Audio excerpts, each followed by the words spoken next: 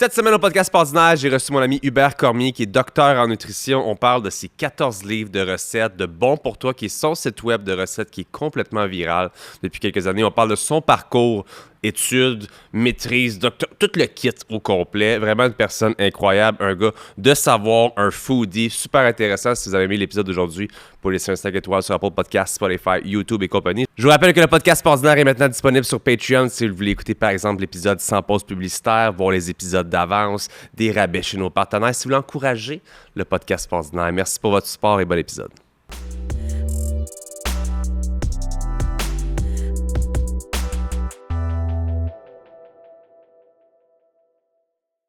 Petite pause à l'épisode du podcast Ordinaire pour parler d'un de nos merveilleux sponsors qui est ma compagnie, Mindblow Energy. Eh bien oui, sachez que je sponsorise mon propre podcast, qui a dit que je pouvais pas. Mindblow Energy est une compagnie québécoise de produits énergisants sous deux formes, soit en boisson énergisante pétillante ou tu fais ta boisson énergisante toi-même à la maison avec notre best-seller ici, supplément. Quand vous allez sur amazon.ca ou mindblowenergy.com, le supplément est en furie présentement. Donc deux façons de le consommer et comme je le disais, nos produits ont des nootropics à l'intérieur, qui sont des ingrédients qui augmentent les fonctions cognitives. Donc, c'est pas juste de la caféine, c'est vraiment des ingrédients qui aident au focus, à l'énergie longue durée sans le crash, mémoire, clarté mentale, vous allez voir, c'est vraiment cool et je le répète, vous avez deux différents choix. Et petite primeur, nouveauté maintenant avec la sans caféine de Mindblow. Si vous aimez les effets des nootropics pour justement être plus concentré, plus focus, mais que vous voulez encore consommer, je sais pas, du café, une autre boisson, ou si vous voulez pas de caféine du tout, c'est le nouveau choix à faire. Merci beaucoup à Mindblow de sponsoriser l'épisode d'aujourd'hui. Et sur ce, de retour à l'épisode.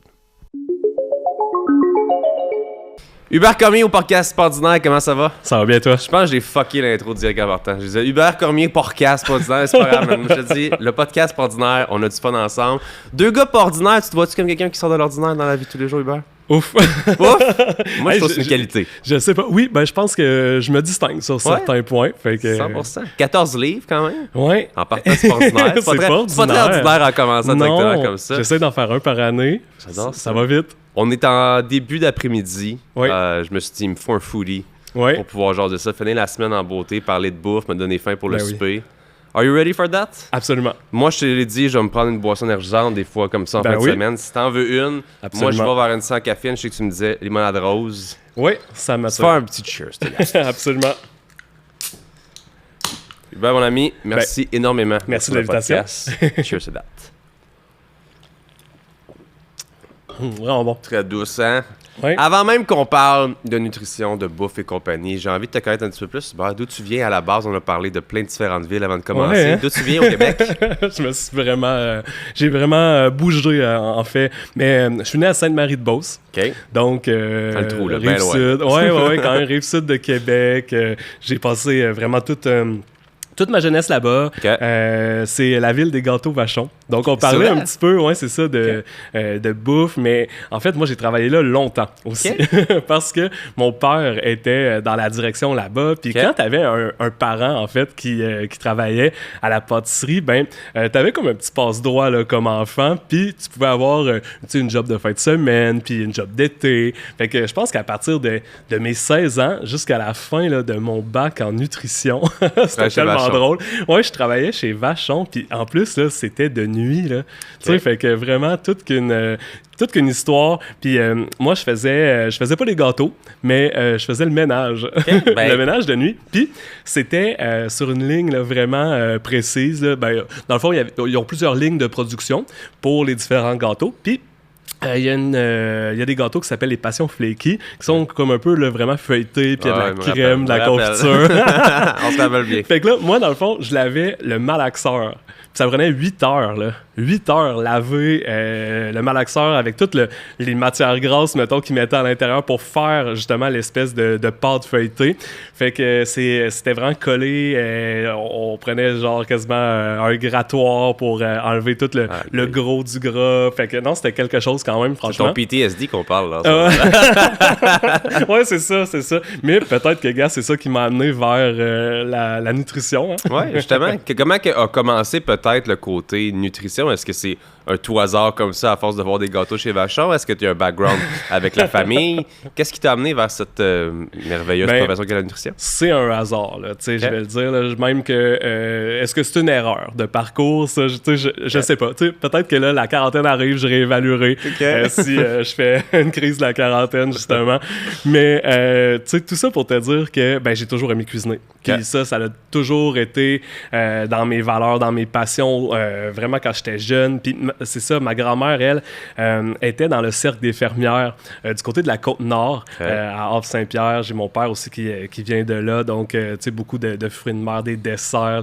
Là-bas, ça l'aime le cuisiner, là, vraiment justement des fruits de mer, des poissons, mais aussi des desserts. C'est vraiment sucré, là, fait qu'à chaque fois qu'on y allait, on avait toujours des biscuits, des tartes au sucre, tout ce que tu veux, le name it. Fait que ça m'a vraiment donné le goût, puis ça a été mes premières recettes, en fait, que je cuisinais seul à la maison.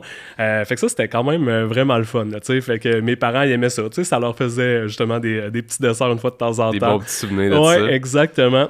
Et là, justement, j'ai tout le temps aimé cuisiner, puis mais finalement, quand est venu le temps de m'inscrire au cégep, mais tu sais, à l'université, pas à l'université, mais je voulais dire au secondaire, je performais vraiment bien, là, tu sais, toujours premier de classe. Puis là, je me disais, je me demande qu'est-ce que je pourrais faire plus tard, puis tout ça. Puis la pharmacie m'avait toujours intéressé.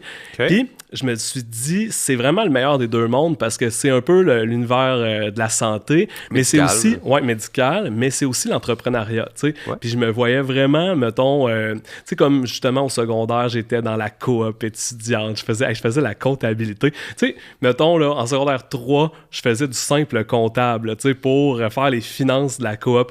Tu sais, je trouve ça spécial quand même. Quand tu dis, c'est-tu ordinaire? Finalement, c'est ça pas pas en tout. Il y en a pas beaucoup. Je me rappelle pas de grand monde dans mon secondaire qui faisait la comptabilité. Non, puis tu sais, je me disais, ça n'a pas de sens de confier autant de responsabilités, finalement, à un jeune de, je sais pas, on a quel âge en secondaire 3, peut-être 14 15 ans, là, tu sais. Les jeudis, j'allais faire les dépôts, tu sais, puis c'était tellement drôle. Je faisais les commandes, et puis on commandait là, des milliers de dollars de jujubes. C'était rendu un dépanneur, dans le fond. Là. C'était carrément... c'est là que je me suis dit, mon Dieu, mais genre, j'ai donc bien comme le sens de l'entrepreneuriat. Ouais, de la business, parce que... c'est rendu, il s'est passé comme une espèce d'histoire où finalement la cafétéria vendait beaucoup de biscuits, les biscuits un peu gras là, qui tachent les napkins et tout ça. Bon, là finalement, nous autres, on avait tellement augmenté l'offre de la coop étudiante avec des jujubes, des bonbons de toutes les sortes, que là finalement, la cafétéria m'a rencontré avec la direction pour me dire, hey, là, faut mettre un hold, mettons, sur le développement, là, tu sais, ça va comme trop bien, puis nous, en contrepartie, c'est ça, on perd des ventes. Puis, tu sais, c'est souvent une cafétéria un peu privée, là, tu sais. Fait que là, elle perdait des revenus. Mais en même temps, moi, j'étais comme, moi, c'est cool parce que si on en gagne, la coop, on la redistribue à l'école, tu sais. Fait qu'on fait des dons, on soutient des initiatives. Fait que ça, c'était cool. Ta première petite expérience de business. Fait que ça l'a été ça. Puis là, c'est pour ça que je me suis dit, je vais aller comme justement en pharmacie, comme je te disais. Puis ça fait du sens. Fait que là, au cégep, je m'inscris en sciences nat. Fait que là, ça va super bien. Vraiment des bonnes notes. J'arrive, puis l'année que je veux m'inscrire en pharmacie, là, il décide de comme mettre un nouveau test là, d'admission, comme une étape de plus. Mais là, c'est l'étape, finalement, qui m'a toujours nui. Puis que, finalement, c'est un genre de test, là, tu sais, je vais pas dire personnalité, mais un test, peut-être plus, t'as-tu les aptitudes qu'il faut pour, mettons, cadrer avec la profession de pharmacien. Puis, tu sais, je me rappelle, je pense que c'était 200 ou 300 questions, comme c'est souvent des vrais ou faux, tu sais. Fait que tu répondais ça. Fait que, tu sais, je l'ai fait comme 4 fois, là, tu sais, je t'en reparlerai. Puis, c'est quelque chose. Fait que là, finalement... c'est ça, la première année, j'ai comme pas été accepté. Fait que là, finalement, il faut comme mettre un second choix ou un plan B, tu sais. Puis j'avais une voisine, justement, qui avait fait ça, qui avait fait nutrition et pharmacie. Puis la deuxième année, elle avait été acceptée en pharmacie. Fait qu'elle avait fait, finalement, nutrition l'année 1. Et ça permettait un peu de faire les préalables, tu sais. Fait que quand tu switchais en pharmacie, t'accumulais pas trop de retard, là, tu sais. Tu reprenais le beat assez rapidement. Fait que je me suis dit, c'est vraiment le bon plan, tu sais. C'est pas le plan de match. Ouais, exactement. Fait que là, c'est ça. Fait que je me suis inscrit en nutrition. Mais là, tu sais, ça s'est pas passé vraiment comme il faut, tu sais, dans le sens où que j'étais un petit peu perçu comme le outsider, lui qui voulait s'en aller du programme, qui avait, mettons, pris la place de quelqu'un, tu sais, qui voulait vraiment là, être inscrit dans la profession. Fait que, tu sais, pour les travaux d'équipe, mettons, j'étais pas le premier choix, là, tu sais, malgré que j'aurais dû être le premier choix parce que je performais bien plus, parce que moi, je voulais changer, fait que ça me prenait des bonnes notes. Exact. Fait que finalement, l'année numéro 2 arrive, je suis pas accepté, mais là, on s'était fait une petite gang d'amis, là, tu sais, de gens qui voulaient finalement traverser l'autre bord, tu sais, puis aller en pharmacie. Puis là, finalement, ben, ils ont tous été acceptés, mes amis. Fait que là, sauf moi. Fait que là, l'année numéro 2, je me ramasse comme finalement presque seul de ma gang, tu sais, qui a quitté. Fait que là, je me suis dit, oh mon Dieu, c'est un peu, tu sais, c'est poche. Fait que là, finalement, l'année numéro 3, je me réessaie. Là, ça marche pas. L'année numéro 4, finalement, je fais une 4e tentative. Puis là, ça marche pas. Sauf que là, on est à, mettons, 3 mois que je termine le baccalauréat en nutrition. Il me reste juste les stages, mais les stages optionnels. Okay. Fait que je venais de faire les stages cliniques dans le milieu hospitalier, puis ça n'avait pas été super, là, tu sais. Fait que j'ai pas aimé vraiment l'expérience. Okay. Je m'entendais pas si bien non plus avec le milieu, avec, mettons, les superviseurs de stage, tu sais, qui étaient nutritionnistes, en fait. Et là, finalement, c'est ça, il me restait mes stages optionnels. Puis là, j'ai eu un stage en communication. Okay. Puis ça, c'était atypique, vraiment, là, parce que, en fait, là, je te dirais que dans la profession là, en nutrition, quasiment 90% des gens, ou 95% peut-être même, là, terminent dans le milieu public, là, tu sais, à travailler en hôpitaux, dans le milieu hospitalier. Fait qu'en communication, il y en a très peu. Puis j'avais fait un stage avec Isabelle Huot, à l'époque, qui faisait les chroniques à Salut Bonjour. Ben oui. Puis là, finalement, mon premier matin, un lundi matin, elle me dit « Ah, viens me rejoindre justement dans les studios de TVA pour Salut Bonjour ».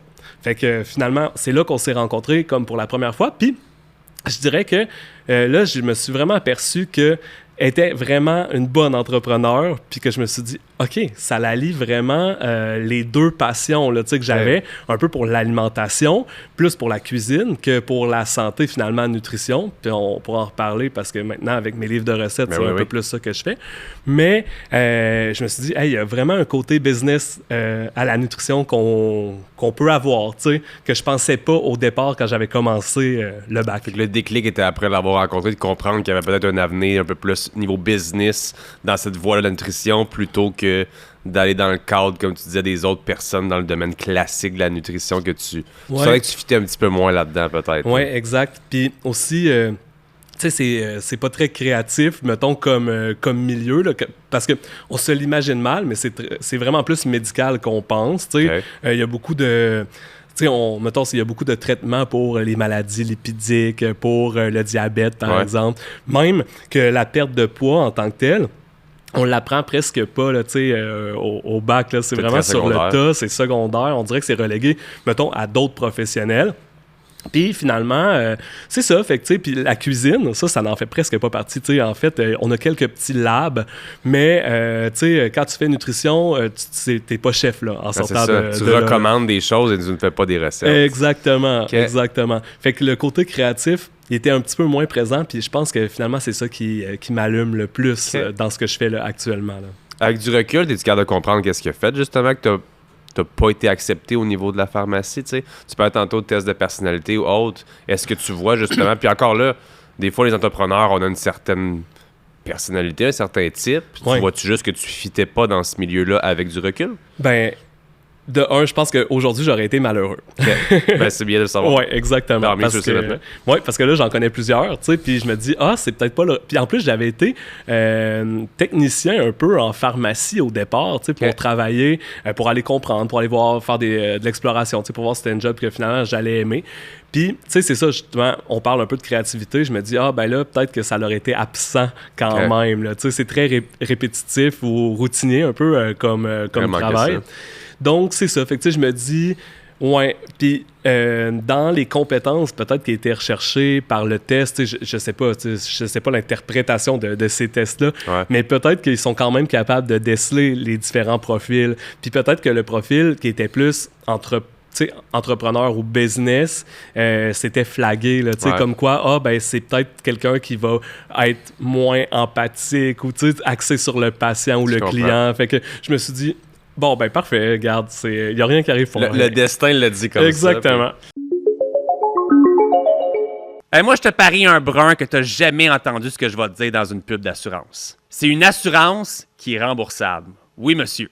Genre, si t'arrive de quoi, t'es payé. Mais si t'arrive absolument rien, puis je te le souhaite, t'es quand même payé. Ben, une assurance comme ça existe, puis c'est exactement ce que comparer ma prime t'offre. Laisse-moi t'expliquer. Ça s'appelle l'assurance maladie grave remboursable. Genre, si tu pognes quelque chose, une maladie grave, un AVC, cancer, whatever, t'es payé. Mais si de l'autre côté, il t'arrive rien, t'es remboursé à 100% par l'assureur. Parce qu'on va se le dire, à l'hôpital avec ta carte soleil, c'est cute, mais ça vient avec une file d'attente, même si c'est gratuit. Puis l'affaire, le SACLIC santé, whatever, tu le sais que tu vas avoir juste un chirurgien en dedans de 6 mois, genre. Bref, c'est le genre d'assurance qui, je pense, peut être vraiment utile pour avoir à compter juste sur toi-même, non pas sur le système. S'il t'arrive de quoi, tu peux avoir 100 000, 200 000, 500 000, mais si de l'autre côté, il t'arrive rien, puis je me répète, je te le souhaite, tu vas pouvoir être remboursé. Ça fait une belle épargne ou une belle retraite. Anyway, moi, je trouvais ça intéressant de le mentionner aujourd'hui. Je trouve ça super cool. Si toi aussi, tu penses que ça peut être bon pour toi, va faire une soumission et regarde si l'assurance maladie grave peut être utile.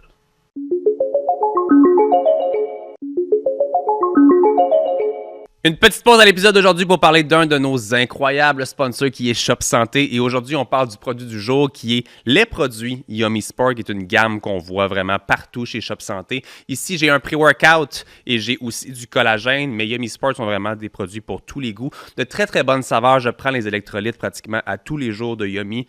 Limonade rose est excellent, honnêtement. Allez faire un tour chez Shop Santé pour voir les différents produits Yummy Sport. Je vous garantis que vous ne le regretterez pas. Et sur ce, de retour à l'épisode.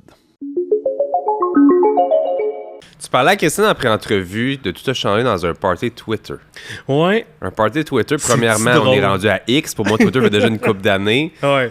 Qu'est-ce qu'un party Twitter, puis qu'est-ce qui s'est passé à ce fameux party-là? Hey, écoute, moi, j'avais aucune idée d'ailleurs que... Ben, tu sais, quand j'ai commencé mon stage, c'est ça, avec Isabelle, c'était vraiment au moment où les réseaux sociaux débutaient. Tu sais, personne connaissait vraiment ça. On avait Facebook, mais tu sais, c'était vraiment là, l'ancien Facebook là, où, moi je m'en rappelle, là, mettons, t'envoyais, il y avait comme un peu des fois des jeux, t'envoyais des poissons genre à dimanche, c'est vraiment les débuts. Là, ouais. Puis là, à un moment donné, bon, là, Twitter était arrivé, puis là, c'était pas tout le monde quand même qui avait ça. Moi, je l'avais pas encore, tu sais, j'avais juste un Facebook comme, tu sais, personnel, même pas une page business, tu sais, j'étais étudiant. Et là, au cours de ce stage-là, Isabelle, elle pouvait pas aller à un lancement de produits. Puis c'était des pommes de terre en purée congelées. Okay. Fait que, comme quoi, puis ça n'existe plus, je pense, ce produit-là, à l'heure actuelle. Et il avait organisé un gros événement avec un chef, il avait préparé des bouchées, puis c'était comme leur lancement de produits, puis il avait invité vraiment plein de blogueurs culinaires puis de personnalités qui étaient présentes sur Twitter, qui avaient de l'influence aussi dans le milieu, puis tout ça. Puis que je connaissais pas vraiment là, à l'époque. Là, maintenant, c'est des bons amis, là, mais à l'époque, je les connaissais pas. Et justement, le party était super le fun. On a goûté plein d'affaires. C'était cool.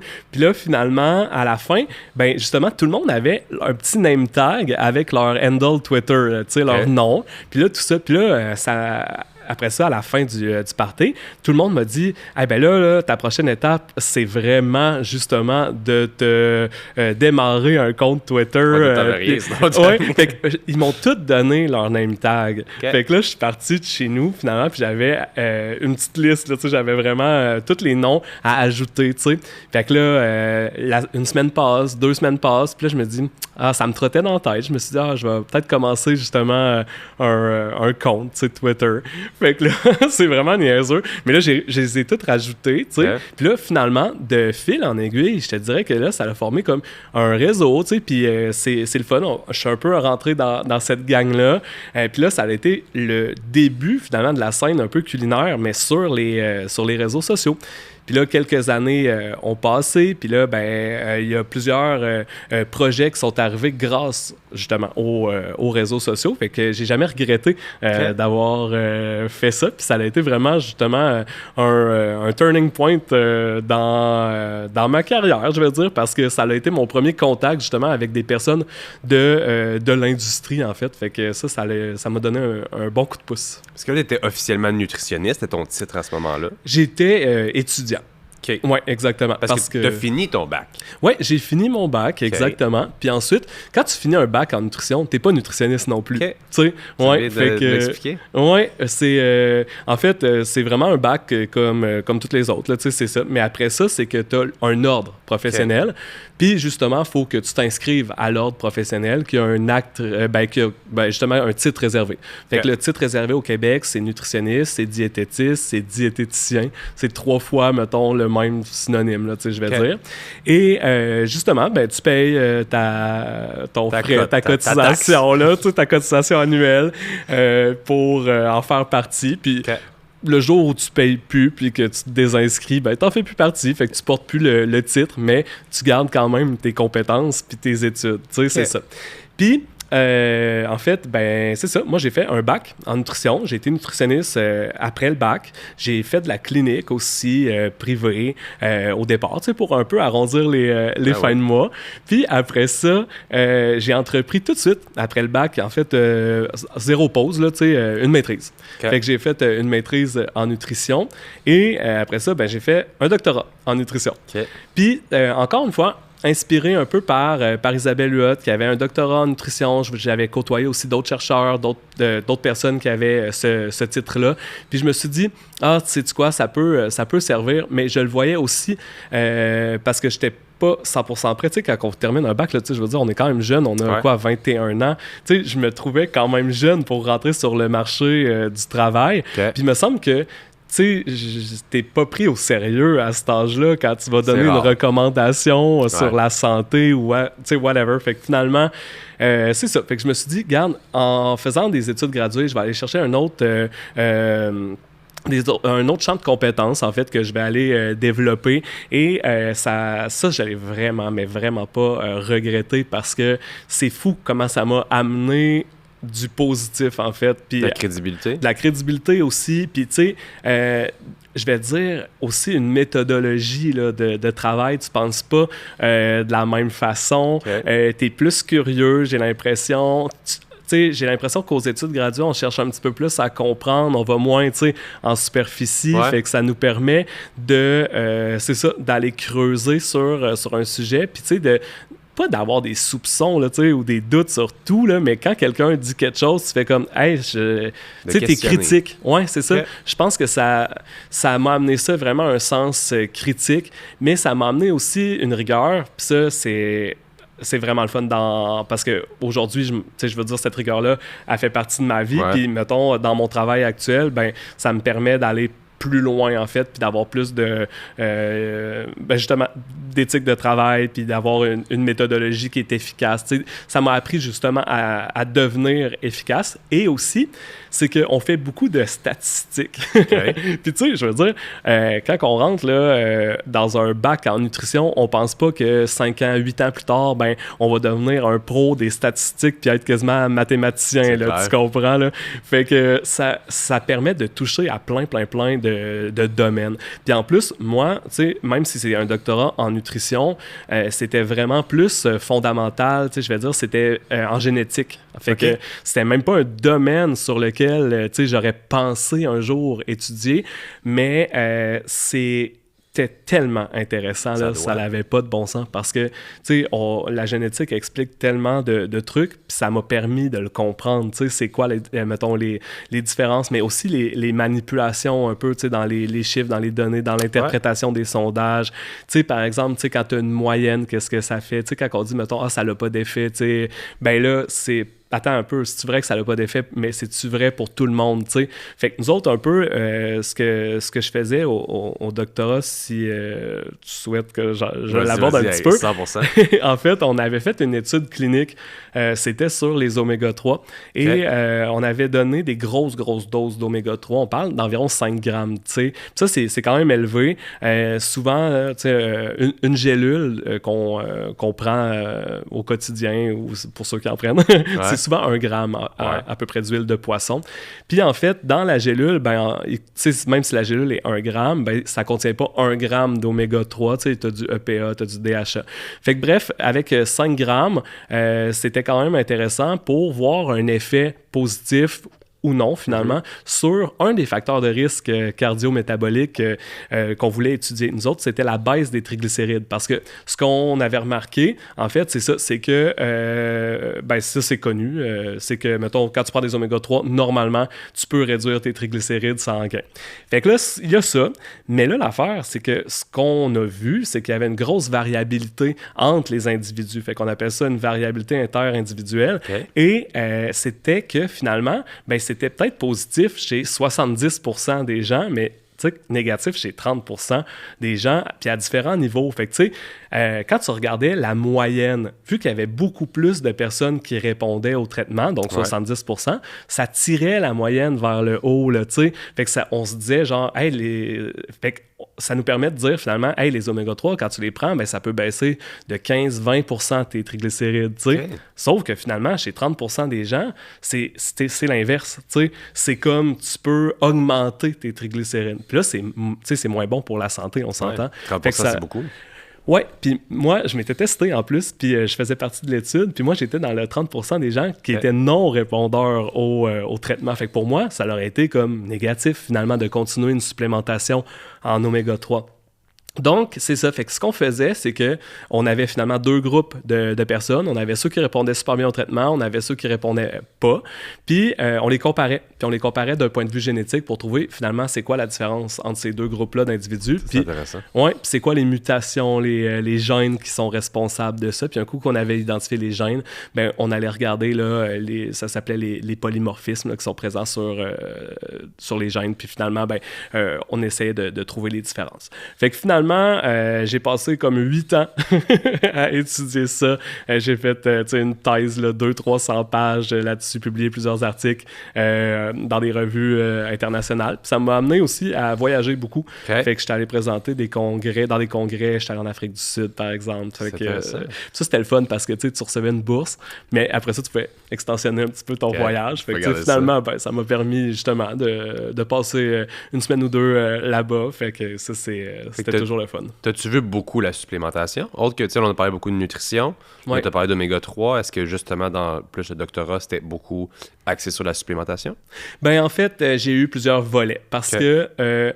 tu sais, c'est un drôle de milieu, je vais dire, parce que t'es un peu dépendant, je vais dire, du système des bourses, là, tu sais, quand tu rentres dans ce milieu-là, tu sais, parce que si t'es, si t'es pas boursier, puis je vais dire, on dirait que t'as quand même une pression, des fois, à l'être, tu sais, parce que, en fait, des fois, dans ton équipe de recherche, il y a des personnes qui sont passées avant toi, puis ils ont obtenu, des bourses, c'est prestigieux, ça paraît bien sur un CV, mais outre sur ton CV que ça paraît bien sur le CV de ton patron, tu sais, du superviseur ou du directeur de thèse, tu sais. Fait qu'à ce moment-là, c'est ça, fait que ça te met un peu une pression à obtenir ces bourses-là, puis tu sais, des fois, tu te la mets aussi toi-même, tu sais, pour dire, tu sais, je suis capable, moi aussi, tu sais. Fait que c'est ça, fait que finalement, j'avais comme obtenu une grosse bourse, en fait. Puis ça, c'est le fun parce que ça m'a permis justement d'être moins stressé financièrement pendant mes études. Mais c'est que finalement, ça m'a rallongé mon doctorat parce que je me suis dit, je vais l'épuiser. Je vais la garder jusqu'à la fin, là, vu que je l'ai eu. Fait que on s'est greffé d'autres projets. Fait que oui, j'avais eu mon étude sur les oméga 3, mais on a eu aussi une étude en collaboration collaboration avec l'Institut Danone. Puis ce qu'on faisait, c'est qu'on évaluait la consommation de yogourt puis la santé du cœur, en fait. Fait que je pense que j'ai publié deux papiers là-dessus où on comparait les pourcentages de gras des yogourts. Fait que, mettons, là, c'est un petit peu, je vais dire, c'est un peu moins vrai. T'sais, on a encore des yogourts 0%, mais tu sais, on comparait là, mettons, des yogourts 0%, des 2%, puis des 5%, puis on essayait de comprendre un peu c'était quoi les comportements alimentaires qui étaient associés à la prise de ces yogourts-là. Sinon, par rapport à vraiment la génétique, l'application dans la population en tant que telle, c'est que maintenant, on a des tests génétiques qui sont vendus sur Internet. Ouais. Puis, tu sais, juste avec la salive, on peut les renvoyer, puis on peut recevoir des recommandations qui sont personnalisées. Mais souvent, quand les tests comportent une petite composante nutritionnelle, ça prend une évaluation en nutrition par un professionnel pour pouvoir bien interpréter, mettons, ton résultat. Parce que, tu sais, des fois, là, mettons... surtout, je pense à un test, mettons, qui serait un petit peu plus médical ou plus, tu sais, des données un petit peu plus sensibles. Ouais. Que mettons que tu n'arriverais pas à interpréter comme il faut ou que tu n'as pas les nuances ou le bagage pour le comprendre, c'est rassurant d'avoir un professionnel, mettons, qui va te l'expliquer. Fait qu'au moment où j'étais justement au doc en train de faire ça, c'était autour de 2015-2016 à peu près.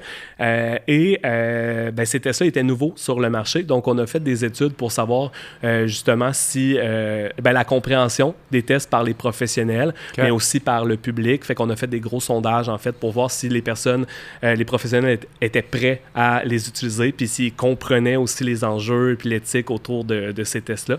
Fait que c'est ça, j'ai eu comme 3, finalement, sujets, là. Fait que le yogourt, la supplémentation d'oméga 3, puis les tests génétiques. Fait que ça l'a fait... un bon 8 ans là, de nutrition extra bac, là, tu sais. Est-ce qu'il faut qu'on t'appelle docteur? On peut, fait que docteur en nutrition, fait que, tu sais, mais docteur, c'est pas médecin, là, tu sais, c'est vraiment, t'as un doctorat, les gens le voient pas, c'est ça? Non, c'est ça, parce que, tu sais, les médecins, ils font un doctorat en médecine, tu sais, fait qu'ils sont aussi docteurs, mais ils sont pas chercheurs, tu sais, c'est pas un PhD, là, tu sais, en recherche, en fait. Fait que c'est ça. Fait qu'il y a différents types de doctorats qui existent. C'est intéressant. Tu as des doctorats de premier cycle aussi, mais là, moi, c'est vraiment un doctorat recherche, en fait. Okay. Ça fait-tu encore partie de ce que tu fais, je vais pas dire dans ton quotidien? Non. Ça fait-tu encore... non, pas du tout. Le côté recherche, le côté... Non, je recherche d'autres affaires. OK, mais c'est intéressant. Oui, exact. Mais le côté analyse, comme je te disais, là, interprétation de données, statistiques, ça fait encore partie de mon quotidien parce que, justement, maintenant, j'ai divergé, j'ai un site web de recettes et je suis vraiment content parce que c'est un des plus gros au Québec. On fait des millions de pages vues par mois. Ouais, c'est malade. Et ça prend beaucoup de recherche parce que, dans le fond, les mots-clés, tu sais, la compétition, savoir aussi, mettons, les tendances, qu'est-ce qui va être populaire. Fait que ça, c'est vraiment intéressant. Puis, tu sais, c'est encore une fois, un autre domaine. C'est quasiment de l'informatique, là, tu sais, je vais te dire. Là, c'est un champ de pratique qu'au bac, j'aurais eu aucune idée, encore une fois, que, mettons, ça m'aurait autant intéressé. Puis justement, ça m'a permis aussi je dirais, là, avec mon site web, tu sais, d'avoir mon côté créatif, mais fois 1000, parce que c'est super coloré, on fait le design, le développement, les recettes, fait que juste créer les recettes, c'est intéressant, mais aussi toute la partie, mettons, graphisme qui l'entoure, là, donc, mettons, le stylisme culinaire, mettons, prendre les photos, c'est niaiseux, mais une photo de bouffe pour que ça ait l'air vraiment savoureux, délicieux, cochon, c'est dur, là, quand même, à prendre en photo. Fais juste prendre en exemple, des fois, les menus des restaurants. Puis, tu sais, c'est rien pour leur enlever, là, mais comme des fois, tu fais un casse-croûte ou quoi, puis tu vois qu'ils ont pris eux-mêmes les photos, puis c'est plate, mais ça rend pas justice. Comme des fois, tu vas à un autre, ça a donc l'air bon sur le menu, puis quand tu vas, t'es comme déçu un peu. Mais il y a des fois, tu regardes le menu, puis t'as les photos, puis t'es comme, ça me donne pas l'envie de commander le burger parce qu'il est pas élégant sur la photo. Je suis sûr que tu comprends ce que je veux dire. Ah, je comprends assurément. Puis c'est ça un peu mon défi, c'est de rendre l'assiette devant moi la plus alléchante possible, tu sais, pour qu'on ait envie de manger. Parce que, tu sais, on mange avec les yeux. Puis en plus, comme la diffusion, tu sais, de ça, aujourd'hui, ça se fait via les réseaux sociaux. Ouais.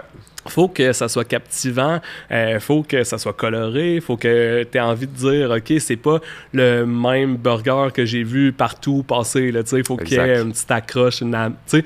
Fait que c'est un peu comme les hooks, là, tu sais, ouais, mais faut le trouver. Ouais, exactement, fait qu'il faut le trouver, mais comment qu'on le fait par la photo, puis c'est super dur, puis moi, j'ai appris vraiment sur le tas parce qu'encore une fois, tu sais, je suis pas photographe. Tu sais, à la base, j'avais pas étudié en photo, mais je pense que c'est ça, j'ai cette capacité d'adaptation-là, un peu comme une éponge d'apprendre.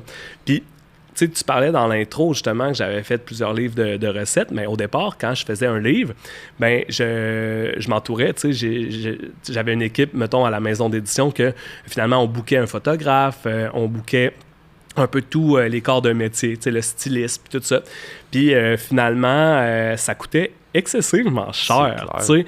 Puis, mettons, tu sais, ça peut être 1000, 2000 par jour, mettons, pour finalement un photographe qui va, comme je le disais à Christine, en fait, c'était, tu sais, pour 5, 6 recettes qu'on faisait par jour. Alors que là, aujourd'hui, on en fait 20 par jour, là, tu sais, fait que, et c'est moi qui prends les photos, fait que j'ai comme vraiment eu cette étape-là d'acquisition, mettons, de dire genre, OK, faut que j'apprenne, mais tu sais, oui.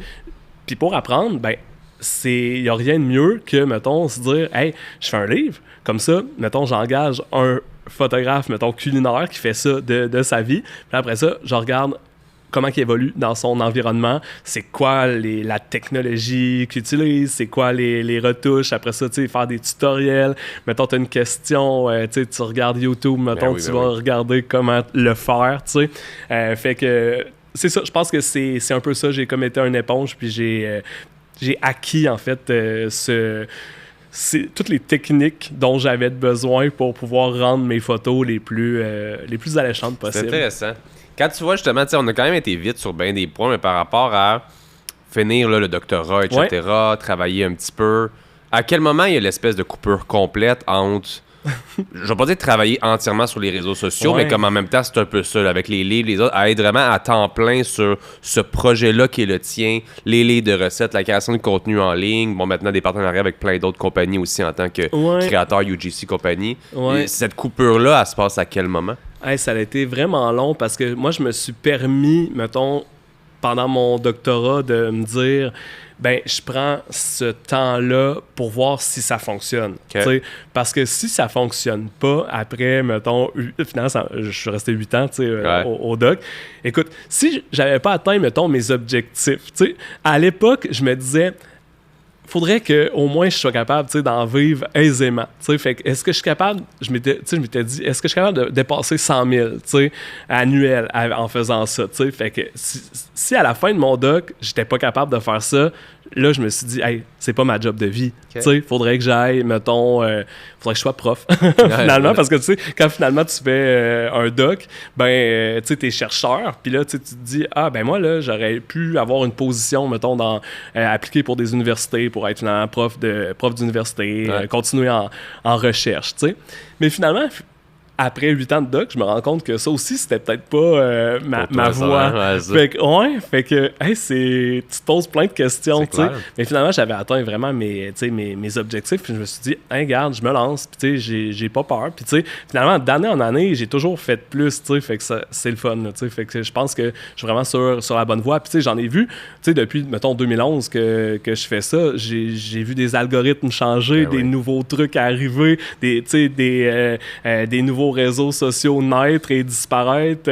J'ai vu des personnes tenter d'essayer aussi, mettons, pas de prendre ma place parce qu'il y a de la place pour tout le monde, mais par exemple, de tenter leur chance dans le monde des communications puis se dire, hey, finalement, c'est pas pour moi.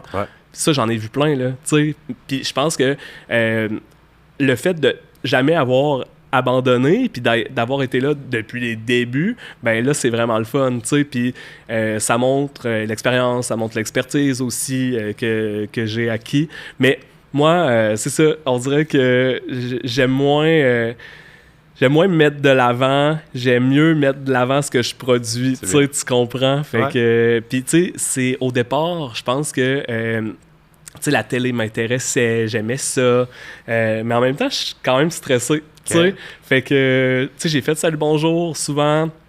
Le matin, je me levais à 5 heures, mais avec quasiment des palpitations. Là, puis là, j'étais comme... Ouais, c'était ben trop stressant. Tu sais, je me dis, ça n'a pas de bon sens. Fait que là, faut pas que tu te dises que, mettons, t'as comme 1 million de personnes ou plus, je sais pas, qui écoutent. Ouais, c'est ce qui écoutent. Puis, tu sais, mais ouais, j'étais super stressé de faire ça. On dirait que... ouais. Puis c'était... du rinse and repeat. Hein. Un moment donné, les premiers podcasts que je faisais, toutes les fois, j'arrivais... l'écran, je devais mémoriser les pré-entrevues. À cette heure, j'arrive en retard. Puis c'est rendu comme un moment donné, je pense que quand tu le pratiques, comment ça devient une seconde nature, comme tu l'as sûrement fait 1000 fois avec tes recettes et autres. Oui, puis en plus, ce qui s'est passé, tu sais, c'est que avant, tu sais, j'ai eu 2 chirurgies, en fait, au visage, tu sais, pour la mâchoire. Puis je les ai eu tard dans ma vie. Quand j'étais jeune, mettons, j'avais un palais qui était vraiment plus étroit, fait que j'avais eu comme une espèce de, tu sais, un élargisseur, je pense, en ortho. J'avais eu des broches, tu sais. Puis là, finalement, en vieillissant, je sais pas pourquoi, même malgré le traitement orthodontique, ma mâchoire, elle s'était vraiment déplacée, tu sais, quitte à ce que, mettons, elle ferme pas.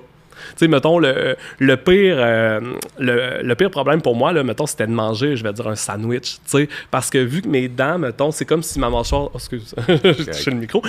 Si ma mâchoire du bas était un petit peu désaxée, fait que, mettons, c'est comme si mes dents tranchaient pas, tu sais. Fait que, mettons, j'arrivais pas à croquer une laitue, une tomate. Fait que, tu sais, moi, un sandwich, là, fallait que je le déchire, tu sais, mettons, pour donner un exemple, j'étais pas capable de croquer, tu sais. Fait que c'était super compliqué. Fait que là, je pense que c'est dans ma vingtaine avancée, mettons, je me rappelle plus de l'âge exact, mais finalement, j'ai décidé de faire l'opération, tu sais, pour régler ce problème-là. Fait que finalement, ça a été comme ces 2 opérations, parce que là, il faut qu'il te casse la mâchoire, finalement, pour t'ouvrir, pour élargir le palais, puis après ça, il te la recasse une 2e fois quelques mois plus tard, là, pour réaligner. En tout cas, fait que moi, ça avait été 2 opérations.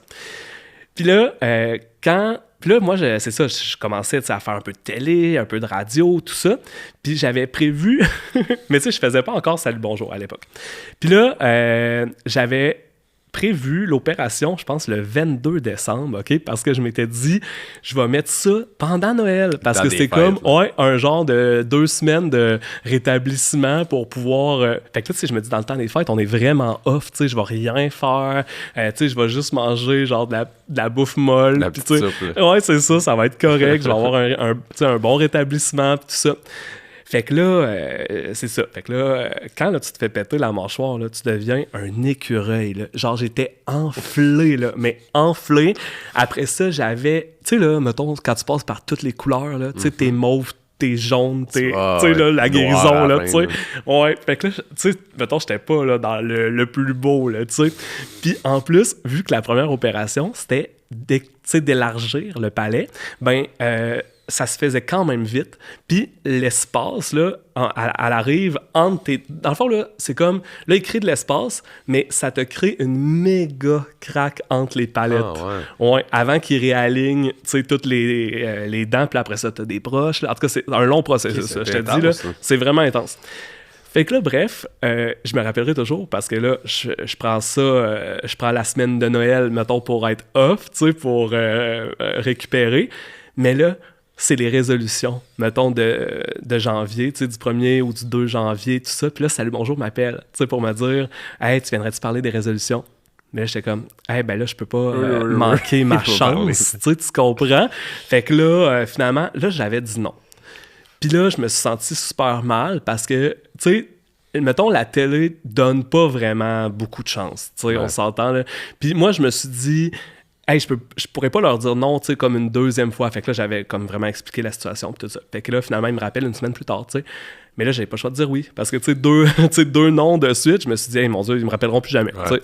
Fait que finalement, je suis allé, mais tu sais, fallait que tu piles sur ton orgueil, là. Quand j'y pense, là, j'avais la craque, là, tu sais. J'étais encore en écureuil, tu sais, enflé, là, comme ça se peut pas, là. Tu sais, sérieux, là, aujourd'hui, je pense que je serais pas allé. tu sais, mettons, là, pour vrai, là, dans l'état où j'étais. Mais là, finalement, là, ils m'ont rappelé, puis c'est là, mettons, que, ben c'est ça, fait que là, que je le faisais quand même aux semaines. Jusqu'à temps, finalement, que je le fasse plus, tu sais. Mais là, c'est que j'ai su, après, mettons, quelques temps, parce que je parlais avec mon agente, qui était amie, justement, avec une des productrices. Fait qu'elle disait qu'elle avait entendu dire que je zozotais. Mais l'affaire, c'est que je venais d'avoir un appareil qui me prenait l'entièreté, genre, de mon palais. Tu sais, que ça faisait même pas un mois que j'avais. Okay. Donc, on s'entend, là, que tu me donnais... Tu sais, j'étais pas dans des conditions optimales là, pour aller faire de la télé, là, tu sais. Fait que si c'était un screen test ou whatever, tu sais, je l'ai lamentablement échoué, là, tu sais, tu comprends? Mais sinon, c'est ça m'a pas empêché. Puis le monde m'en parle encore. Tu sais, ça fait genre des années que je suis pas retourné à Salut Bonjour. Puis ils me disent « Ah, c'est toi que tu sais, que je vois à Salut Bonjour. » J'étais comme « Ben voyons, mais tu sais, je l'ai fait genre 20 fois peut-être. » Mais c'est tout, là, tu sais. Ça fait des années. Ouais, ça fait des années. Mais sinon, c'est ça, j'ai quand même fait plein de petites apparitions à la télé. Je trouve ça le fun. Avec mon agente, on a aussi... ben là, c'est plus mon agente, là, parce que maintenant, je suis par moi-même. Mais on a travaillé longtemps pour avoir un show télé, tu sais. Mais c'est tellement dur, tu sais, de proposer. On l'a fait avec plusieurs diffuseurs, plusieurs producteurs également, des nouveaux concepts.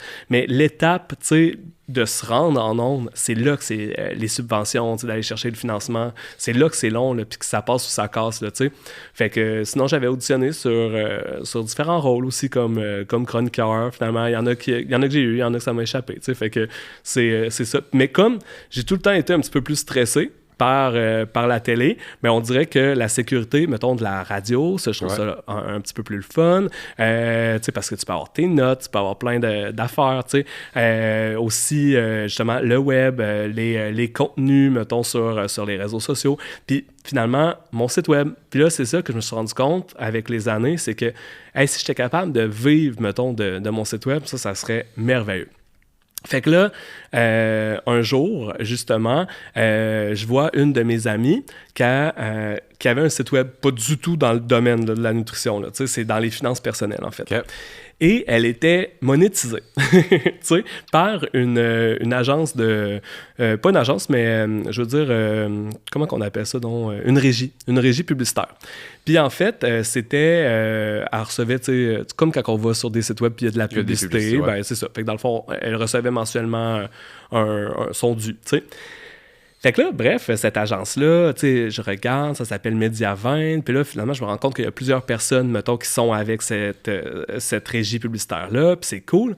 Puis là, je me renseigne, puis là, je vois, genre, du monde, mettons, mais là, c'est aux États-Unis. C'est pas les mêmes coûts, parce que la publicité est plus payante chez nos voisins du Sud. Les pubs sont vraiment plus nichées, sont plus payantes. Tu sais, surtout dans certains secteurs, tu sais, par exemple, justement, c'était dans l'automobile, c'était dans les finances, ben ça va être bien plus payant que la bouffe, là.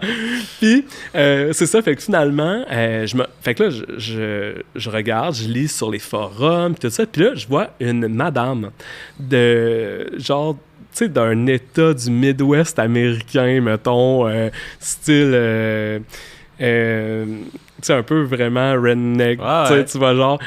Fait que là, finalement, elle avait commencé à faire un site web, mettons, de recettes sans gluten. Okay. Puis, parce que dans sa famille, il y avait quelqu'un qui avait la maladie cœliaque, puis tout ça. Puis là, eux, là, aux États-Unis, mettons, parler de leurs finances personnelles, là, ça leur dérange comme vraiment moins. Il n'y a pas de tabou par rapport à ici, tu sais. Fait que eux, là, souvent, ce que je voyais, c'était que, mettons, tu marquais Mediavent sur Google, tu pouvais voir mensuellement des blogueurs qui montraient leurs chiffres. Comment ils font? Ouais, comment ils font, mais comment, mettons... avec des tableaux, là, tu sais, vraiment, genre, toute la pointe de tarte, genre, mettons, le pourcentage de revenus qui a été tiré de tel, mettons, tel truc, tu sais, les ventes en ligne, ci, ça. Fait que là, c'était, tu sais, vraiment carte sur table. Fait que là, tu lis ça, puis c'est comme un peu des journaux. Puis eux autres, à chaque mois, ils font ça, puis c'est sais, mettons, en anglais, on dit accountable, fait qu'ils sont redevables. Tu sais, c'est comme ils se sentent redevables. Fait que c'est ça. Fait que là, finalement, à chaque mois, je voyais ça. Puis là, cette madame-là, elle, là, c'était 60 000, 80 000 US qu'elle gagnait comme mensuellement avec juste des petites recettes sans gluten. Puis on parlait pas là, d'un site à tout casser, là, vraiment beau puis léché, là, tu sais. Fait que c'est ça. Fait que là, je me suis dit, ben voyons, si une mamie à la retraite est capable de mettre en ligne des recettes puis de gagner 80 000 $ par mois, tu sais, il n'y a aucune raison, mettons, que je sois pas capable de le faire, tu sais, ici, là, tu comprends? Fait que c'est ça. Fait que le but a été tout simplement de se lancer. Tu sais, fait que ça prend la première recette. Puis après ça, ben c'est une à la fois jusqu'à temps que tu dépasses Ricardo. Puis que tu aies 10 000 recettes. Tu comprends? Fait que c'est vraiment une à la fois. Okay. Puis ce que je trouve bien de ce modèle-là, par rapport, mettons, à la création de contenu, tu sais, justement, sur le web, en général, tu sais, ça va vite, là. Tu sais, on s'entend, là, parce que les gens, là, des fois, tu sais, justement, tu vois un reel, 3 secondes, tu sais, tu passes au suivant, tu vas peut-être jamais le revoir de ta vie. Si t'aimes ma recette de haute cuisse, mettons, tu vas retourner la faire toutes les semaines, peut-être, là, tu sais. Fait que je t'ai fidélisé, tu sais. Fait que ça veut dire que si j'ai un public qui est fidèle, qui revient, ben les pubs vont être finalement plus, tu sais, payantes. Fait que c'est ça, fait que c'est de développer quelque chose qui va être dans un modèle comme ça qui est axé un peu sur la fidélité de tes abonnés, puis de toujours avoir, mettons, des gens qui vont revenir, fait que tu sais, via, mettons, développer ton infolette personnelle, par exemple. Fait que tu sais, quand t'es pas dépendant, mettons, des réseaux sociaux, l'infolette, c'est la meilleure affaire qu'il y a pas. Je pense que c'est le public qui est le plus captif, là, tu sais, parce qu'ils ont choisi de s'abonner, donc ils veulent, mettons, justement, ce contenu-là. Puis, ce que j'aime aussi d'un site web comme ça de recettes, en fait, c'est que le modèle, il est additif. Tu sais, moi, je fais juste ajouter du contenu, mais j'en enlève jamais. Fait que là, c'est tout le temps là encore. Ouais, puis, mettons, mais je te dirais, parce que toi aussi, ça peut être ça, tu sais, parce que, tu sais, je veux dire, à chaque fois que tu rajoutes un podcast, tu sais, t'en as, sauf que j'ai pas l'impression que c'est aussi, mettons, dans le domaine, mettons, du podcast ou des créateurs de contenu qui sont sur YouTube, tout ça, que les gens vont aller réécouter toutes les anciennes. Tu sais, ils vont peut-être arriver, mettons, au podcast numéro 100, puis là, ils vont te suivre à partir de là, puis là, ça va grossir. Fait que c'est ça. Fait que, tu sais, le modèle, moi, tu sais, il est additif, c'est cool, fait qu'il grossit. Puis, en plus, avec l'effet, mettons, du SEO, de Google, ben, c'est que le temps, il travaille pour toi. T'sais, fait que, mettons, plus que tu es là depuis longtemps, plus que tu as une notoriété, tu as une autorité aussi. Fait qu'à ce moment-là, ben là, tes recettes, ils vont sortir en position 2, 3, tu sais, première, si t'es chanceux, si t'arrives à battre Ricardo. Fait que ça, c'est intéressant, tu sais. Mais c'est le fun parce que c'est quand même une manière encore, je vais l'appeler classique, dans le sens où ça a tellement évolué les réseaux en général. Aussi, il y a beaucoup de gens, dont du monde dans ton domaine, qui ne font plus les choses de façon traditionnelle comme ça, qui sont juste dans la création vidéo, les trucs du genre. Toi, tu as encore une manière traditionnelle. Exact. Mais quand tu y penses, si je recherche une recette aujourd'hui, en tout cas, je vais parler pour moi, c'est pas la chose pour tout le monde, mais je m'en vais pas sur TikTok. Sur TikTok, des fois, je vais voir une recette, puis ça va m'allumer, puis je vais l'envoyer à ma femme, c'est comme, peut-être plus tard. Si sur le coup, il me faut une recette, je tape encore sur Google, puis je m'en vais chercher un site qui me présente la recette. Et il faut que visuellement, elle m'attire aussi. Ben, c'est pour ça que, tu sais, aussi, tu sais, j'avais peur, mettons, dans les derniers temps. Tu sais, je me suis dit, est-ce que l'intelligence artificielle, justement, est-ce que les gens, mettons, ils vont taper, tu sais, le pâté chinois, mettons, tu vas le mettre comme, mettons, sur chat ou Claude, puis fais-moi, tu sais, une recette. Mais j'ai l'impression que c'est comme pour le voyage. Il y a certains domaines que faut que tu te fies encore, mettons, aux gens, tu sais, qui l'ont testé, tu sais. Claude, chat, ils vont pas l'avoir testé, tu comprends? Puis t'auras pas la photo, t'auras pas le rendu, t'auras pas l'émotion, t'auras pas l'inspiration, je vais dire, tu sais. Fait que les trucs et astuces qui vont avec, tu sais, les échecs, les réussites, tu sais, genre, hey, j'ai essayé ça. T'auras pas, mettons, une communauté qui va avoir laissé des commentaires pour dire important. Ouais, c'est ça, du genre, hey, moi j'ai vraiment pas aimé ça, j'ai rajouté ça, j'ai modifié ça. Fait que, tu sais, ça, c'est le fun. Puis, je pense que, tu sais, justement, ça rend le tout encore un petit peu plus humain, là, tu sais. Puis, en même temps, tu sais, genre, mettons, dans le voyage. Tu sais, j'écoute... Moi, j'aime vraiment ça, voyager, mais tu sais, je voyage gourmand, mettons. Tu sais, c'est niaiseux, mais quand que, mettons, je planifie un voyage, on dirait que je vais y aller, genre, vraiment pour les restaurants. Ouais, bah, c'est correct, c'est ta passion, t'aimes ça. Ouais, c'est fou, là, je te jure. Puis, genre, je regarde vraiment... Je porte attention à ça pour aller chercher, genre, mettons, des créateurs ou des personnes qui vont recommander du contenu vraiment le fun, mais genre des pépites, tu sais, que t'aurais pas trouvé ou que tu t'aurais demandé, mettons, à Claude ou ChatGPT de te faire un itinéraire. Écoute, il va envoyer tout le monde aux mêmes places, là. Oui. Tu sais, fait que, mettons, il va un top 10 de l'Italie, là, tu comprends? Fait que, tu sais, c'est pas niché du genre, hey, j'ai trouvé, mettons, ce restaurant-là. Fait que je pense qu'on a encore besoin de ça, tu sais, pour... Puis c'est pareil dans mon domaine, dans la bouffe, tu sais, on veut... Puis là, tu sais, tu parlais, mettons, de TikTok. Ben, moi, ce que j'aime pas de cuisiner avec les vidéos, c'est d'arrêter les vidéos, de regarder, de pas savoir les quantités. Fait que souvent, ce qu'on va faire avec mon équipe aussi, tu sais, c'est qu'on va se fier aux tendances, là, quand même, qui vont... naître sur les réseaux sociaux, mais on va les reproduire, mais avec des quantités qui vont être fidèles, qui vont fonctionner. On va faire nos essais, puis on va prendre une photo super léchée aussi, mettons, de la lasagne dumpling, mettons, qui est virale, tu sais, puis que là, finalement, ben, ça fonctionne, parce que je vois que le monde vienne vraiment la cuisiner, tu sais. Fait qu'ils la voient sur TikTok, mais ils vont la rechercher sur les moteurs de recherche, puis voilà. Ils vont tomber sur toi après. Ouais, exact. Fait que une pierre deux coups. Là, depuis tantôt, on parle de ton site. Est-ce que je me trompe? Est-ce qu'on parle de Bon pour toi ou est-ce que c'est Bon pour toi? Ouais. Ça, c'est né techniquement, comme tu l'as dit, après plusieurs... Bon, t'as commencé sur les réseaux avant traditionnellement. Ouais. Par la suite, on a eu Bon pour toi comme ça. Ouais, on n'a pas eu ça tout de suite. Ça a été une longue évolution. On a eu genre un site qui s'appelait ubercormier.com, qui était mon site personnel. Puis en fait... c'était lettre. Okay. Tu sais, à posteriori, je me suis dit, oh mon Dieu, ouais. Fait qu'à un moment donné, j'avais engagé une agence pour vraiment faire un gros rebranding, en fait, de mon site web, mais pas que. Fait que je suis arrivé avec justement Bon pour toi, qui était comme vraiment ma marque un peu, que je veux dire portefeuille, qui est le nom de mon entreprise d'ailleurs, Bon pour toi Inc. Et justement, sous cet aspect-là, j'avais regroupé différents projets sur lesquels je travaillais. Fait que j'avais gardé mon site web ubercormier.com pour mon offre de conférence, pour moi en tant que personnalité publique. J'avais gardé bonpourtoi.ca, mettons, pour un truc plus de recettes, lifestyle. Puis tu sais, c'est pour ça que ça fait pas allusion tant à la bouffe, tu sais, mettons. C'est parce que je me suis dit, Bon pour toi, ça peut être genre autant pour la santé psychologique, fonctionnelle, très diversifié, parce que je me suis dit, je vais pas me mettre de barrière. Si je veux, mettons, avoir un psychologue qui me parle de telle affaire, un sexologue, un entraîneur, je veux pouvoir le mettre sous cette marque parapluie-là. T'sais. Mais finalement, parce que j'ai autant des articles finalement sur la nutrition que que des recettes, mais finalement les recettes ont vraiment décollé. Okay. Fait que là c'est là que tu vois, bon, je vais pousser sur les recettes. Puis j'avais aussi un autre projet qui s'appelait Switch, qui était une application alimentaire. On faisait des plans alimentaires, mais vraiment sur les cellulaires, les téléphones intelligents. Fait que ça a été un gros projet, justement, entrepreneurial qui m'a apporté beaucoup d'émotions, autant positives que négatives, puis on pourra en reparler. Parce que t'as dit ça a été. Ouais, ça a été, c'est ça. Fait que ça l'est plus.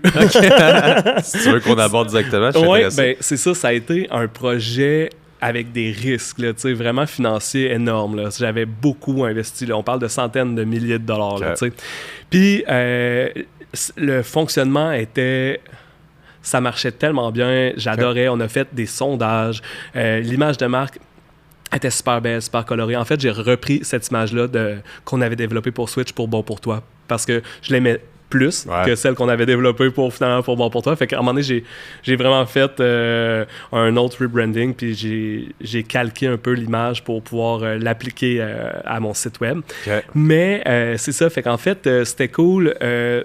sais, il y avait un questionnaire, puis là, mettons, on faisait un plan qui était vraiment axé sur tes besoins alimentaires quotidiens, mais avec une approche qui était hyper flexible. Fait que, tu sais, tu pouvais, mettons, ça s'appelait Switch parce que c'était basé sur un truc, en fait, qu'on apprend au bac, puis c'est le système d'échange. Puis c'est le système d'échange des glucides pour la gestion du diabète. Mais moi, quand j'ai vu ça, j'avais tout de suite compris qu'on pouvait l'appliquer globalement, mettons, à son alimentation. Puis que, après ça, c'est que tous les aliments qui contiennent des glucides, fait que, mettons, les aliments plaisir, les fruits, les produits céréaliers, les produits laitiers, ben, pouvaient s'interchanger entre eux selon, bon, les quantités, là, tu sais, de glucides que ça te fournissait. Fait qu'à ce moment-là, c'est ça, vu que c'était un système d'échange, ben, on avait appelé ça Switch pour échange en anglais. Et c'était vraiment cool. Tout le branding était vraiment magnifique. Et c'est que ça te permettait, mettons, d'accumuler en banque des échanges, des switches en fait, puis les répartir plus tard dans ta semaine, mettons, dans une occasion que tu aurais voulu manger un petit peu plus.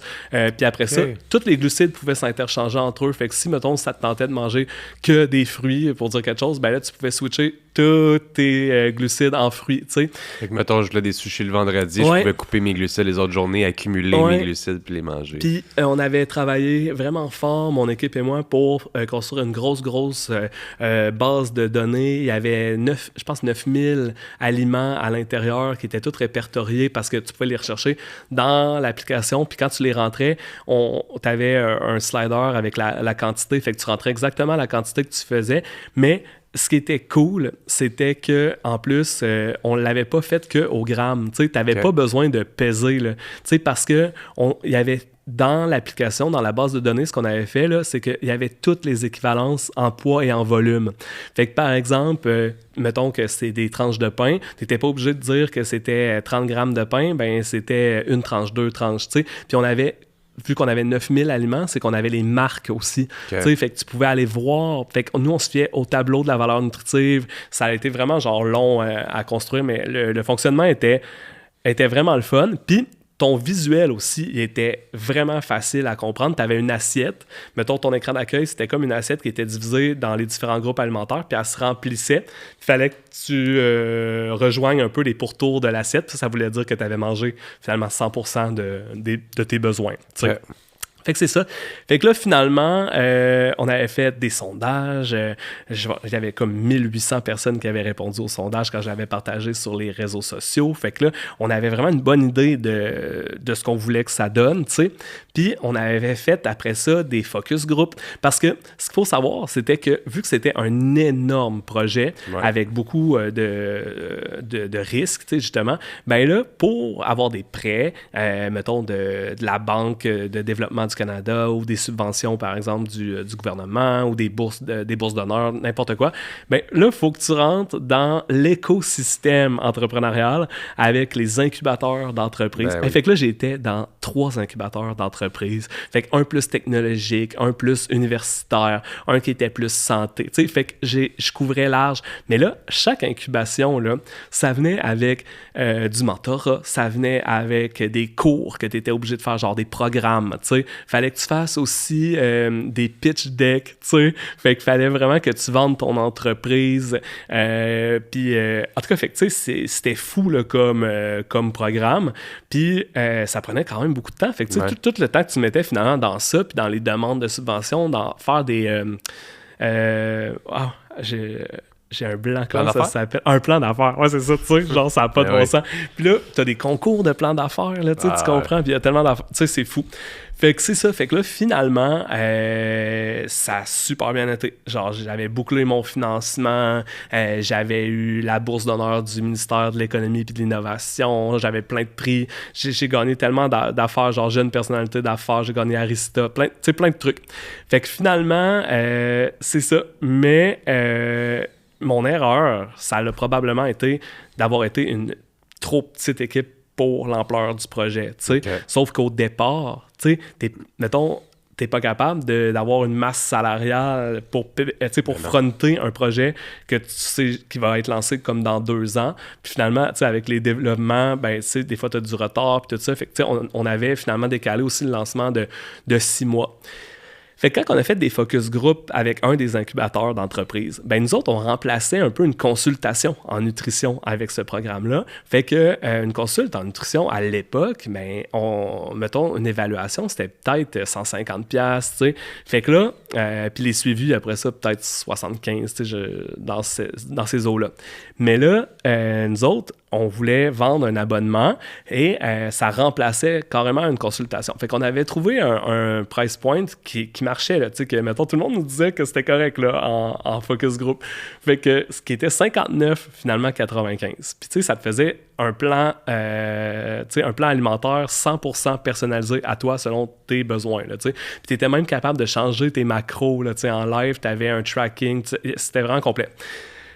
Mais là, finalement, quand on a lancé le septembre suivant, ben là, il y a eu du backlash, mais ça n'avait pas de bon sens, genre que tout le monde trouvait ça trop cher, évidemment. Fait que là, finalement, il a fallu qu'on réduise vite le prix, genre à 19,95. Mais là, moi, dans mes prévisionnels, tu sais, quand tu passes de 60 à 20, ben c'est 3 fois moins cher, tu comprends? Fait que là, il fallait que je vende 3 fois plus d'abonnements, mais pour qu'un produit numérique là, fonctionne, là, ben, il faut que tu mettes du marketing là, web, comme ça se peut pas, là, tu sais. Fait que tout l'argent est allé dans le développement quasiment de l'application. Fait qu'il restait... Quand l'application a été lancée, en fait, il restait plus ben de sous là, à mettre en marketing parce que moi, je me fiais finalement au cash flow d'abonnement. Mais là, vu qu'on était 3 fois moins cher, c'était plus la même réalité. Là, fait que ça n'a pas été viable longtemps, là, parce qu'à un moment donné, il a fallu que je tire la plug en disant genre hey, ça marche pas, là, parce que c'est comme, je vais engouffrer encore plus d'argent dans le marketing, je peux pas laisser la plateforme, comme vivre pour quelques abonnés, là, finalement, là, il aurait fallu qu'on l'exporte, parce que c'était fait, elle était bilingue, c'était vraiment fait pour, on lançait en premier temps ici, au Canada, en français, mais on pouvait était disponible sur tout le territoire, là, fait que, mettons, si t'étais en Ontario, tu l'avais en anglais, là, sur ton cellulaire. Ça prenait la langue, en fait, du téléphone, exactement. Fait que c'est ça. Fait que finalement, ça a été un gros deuil. C'est clair. Un gros deuil. Puis, tu sais, je pense que même encore aujourd'hui, là, ça a été, mettons, très difficile. Ça a été bon pour toi qui m'a un peu sauvé parce que, vu que j'avais mené de front les 2 projets, ça a été une autre erreur. Une autre erreur, mais une bénédiction en même temps parce que je me disais... Puis en plus, c'est quoi, même au départ, je me disais, faut qu'il y ait un des 2 projets qui marche. Mais je savais pas lequel. Mais je pensais vraiment que ça allait être Switch, mettons, l'application, tu comprends? Mais finalement, ça a été l'autre projet, puis je suis super content aujourd'hui que ce soit ce projet-là qui ait marché, parce que ce que j'ai acquis avec les incubateurs, avec les cours, avec les mentorats, ben, tu sais, ça a été... C'est pas perdu, là. Non, c'est bénéfique encore. Ouais, j'ai vraiment avancé dans ça. Ça m'a encore ouvert, mettons, l'esprit sur des nouvelles visions, des nouveaux trucs à implanter au quotidien. Fait que, tu sais, ça a été... vraiment bénéfique, sauf que, tu sais, justement, il y a à un moment donné un moment où c'était trop, tu sais, c'était trop d'argent, puis là, il a fallu carrément, là, tu sais, c'est ça, quasiment que j'entame des procédures, genre, pour faire faillite, tu sais, mais finalement, avec le syndic, tu sais, ça aussi, genre, je vais quand même le mentionner parce que je pense que c'est pas tout le monde qui le sait, là, mais tu peux magasiner là, quand même dans ça. Là. Puis le premier syndic, mettons, que je suis allé voir, c'était une évidence pour lui que je devais faire faillite. Puis là, c'était comme j'avais garanti des fois en personnel, mais là, fallait que je fasse la faillite, mettons, de la compagnie et personnel. Mais là, ça, si tu savais là, comment, mettons, c'est honteux, mettons, pour un entrepreneur, c'est difficile, c'est dur pour le couple, c'est dur pour tout, tu sais. Puis c'est dur parce que aussi, tu veux continuer de travailler comme c'est comme si j'avais jamais eu de pause, je l'avais jamais vécu à 100%, mettons, le processus. Mais finalement, je suis allé voir un autre syndic, puis on a réévalué tout ça, puis tu sais, j'ai pas fait faillite. J'ai fait une proposition aux consommateurs, qui est comme une autre avenue, en fait, que tu t'entends avec tes créanciers. Parce que là, la dette était devenue trop importante, mais c'était beaucoup pour le développement web, en fait, parce que c'était ça qui avait grugé une grosse partie, en fait, des finances, tu sais. Puis quand on est arrivé justement au lancement, on n'a pas eu le cash flow nécessaire pour rembourser la dette. Fait que c'est ça, fait que finalement, on a fait une proposition au consommateur, puis là, ça, c'est stressant, puis là, finalement, parce qu'il faut que tu t'entendes, puis là, tu sais, moi, j'étais super stressé pendant ces mois-là, puis ce qui était le plus dur, c'était que moi, je gardais ça 100% secret, là. Ouais. Tu sais, tu comprends, là, il y avait juste ma garde rapprochée, là, qui savait ce que je vivais réellement, là. Puis, tu sais, mettons, j'ai des rencontres d'équipe qui continuent pour d'autres projets. Je vais dans des événements, je fais encore des contrats parce que là, tu te dis, hey, faut que je continue puis que je mette les bouchées doubles, puis encore plus parce que, tu sais, justement, je veux me sauver le cul, là, tu sais, tu comprends, là. Fait que c'est tellement dur, là. Moi, avec du recul, là, je trouve ça... C'est incroyable, mettons, de passer à travers ça. Puis encore là, j'ai grandi, tu sais, ça m'a appris genre plein d'autres affaires, des trucs que peut-être que je referais plus. Mais justement, tu sais, d'avoir l'opportunité de choisir avec qui tu travailles, genre ton syndic aussi qui t'accompagne. Tu sais, si j'avais pas su, mettons, qu'on pouvait changer puis que j'avais eu la vision très, mettons, close là, du premier puis que c'était une faillite, ben... Je sais pas, tu sais, ce que j'aurais fait. J'aurais pas été ici, je t'aurais pas parlé sûrement aujourd'hui, tu sais. Puis c'est vraiment poche, tu sais. Mais c'est ça. Mais finalement, c'est ça. C'est juste que ce que j'ai trouvé dur, c'est que j'ai jamais eu de pause pour le vivre, tu sais, parce qu'il a fallu que je travaille 2 fois plus pour compenser. Puis c'est là le risque, parce que on dirait que j'ai jamais décroché. Puis, mettons, là, tu peux encore plus te brûler. C'est comme si tu brûlais la chandelle par les 2 bouts. Là. C'est le struggle des entrepreneurs. Hein? Souvent, on le voit pas. Puis, comme tu as dit, les difficultés que tu as eues, je dis pas que c'est celle de tout le monde, mais des fois, il y en a qui c'est encore pire ou whatever. Puis, il y en a que tu penses, ils ont donc l'air au top of the world, mais en arrière d'eux autres, il y a ça, des petits stress. Puis, moi-même, j'en ai vécu dernièrement. C'est des choses qu'à un moment donné, t'es pas à l'abri, puis on se met une honte souvent des choses comme ça, où on en parle aux gens très, très proches de nous autres, mais... Pas qu'on devrait pas, tu sais, je veux dire, en même temps, c'est nos choses à nous, c'est nous qui se sont mis là-dedans. Tu veux pas le crier sous les toits puis pleurer non plus, tu veux régler ça, mais on se met beaucoup de pression. Ah, on vraiment. Ouais, vraiment. Mais tu sais, c'est ça, tu sais. Mais au moins, on peut s'en sortir. Ouais. Mais on sait pas à quel prix. Tu sais, c'est ça, tu sais, comme, je dis pas que, mettons, j'étais au top de ma santé, là, mettons, physique, là, tu sais, il y a des trucs que, mettons, tu mets de côté pour pouvoir régler d'autres affaires, fait que, tu sais, fait que c'est ça, mais là, ça revient, tu sais, tranquillement, pas vite, puis tu fais comme, OK, ben, je me refais, mettons, ma routine, puis voilà, puis là, tu sais, ça fonctionne super bien, puis comme je te disais, moi, tu sais, j'avais eu la chance, quand même, de faire 2 projets en même temps.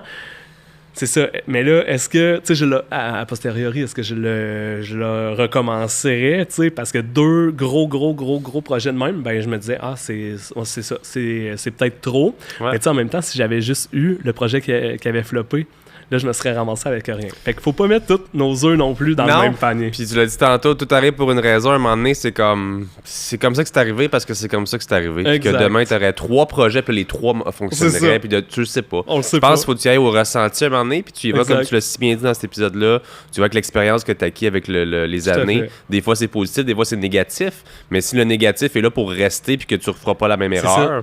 Moi, chaque affaire, c'est un apprentissage. Puis... Oui, puis pas juste pour toi après ça, c'est que, mettons, tu peux aider les autres, tu sais. Fait que, mettons, là, justement, comme aujourd'hui, en partageant un peu l'expérience, mais tu sais, il y a d'autres personnes, là, tu sais, qui ont passé là avant moi, puis il y en a d'autres qui vont suivre, puis qui vont avoir les mêmes réflexions. Je suis d'accord. Mais c'est ça, fait qu'il faut... tu mérites un petit cadeau pour ce deuil-là. On prend une petite pause rapide. J'ai un sac de sport, podcast ordinaire pour toi, juste ici, d'un des sponsors qui est mes amis de Forty. Fait que je sais pas si tu t'entraînes encore, si tu t'entraînes plus qu'avant, si tu fais un autre sport, t'as ce qu'il faut maintenant grâce à mes amis de Forty. On les remercie à la maison Forty. Si vous aussi vous voulez des sacs, des chandails, des whatever, vous pouvez aller voir Forty Uniforme, super. De belles compagnies québécoises aussi.